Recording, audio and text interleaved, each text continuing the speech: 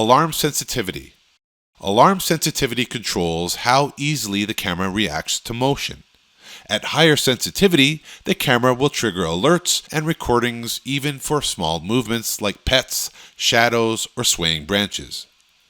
At lower sensitivity, the camera requires more noticeable motion before responding, which helps reduce false alarms in busy areas such as roads, sidewalks, or on windy days when trees and leaves are moving. To change the sensitivity settings, follow these steps. Open the SmartLife app. Select the Spotlight Bullet Camera device. Select the three dots in the top right corner of the main screen. Select Detection Alarm Settings. Select Alarm Sensitivity Level. If you don't see this option, it's because you need to have the motion detection alarm settings enabled in order to use this feature.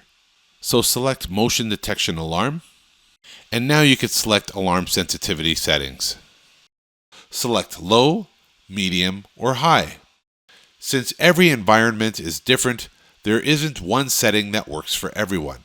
Just keep in mind, choose Low if you're getting too many false notifications, and choose High if you want the camera to detect every movement.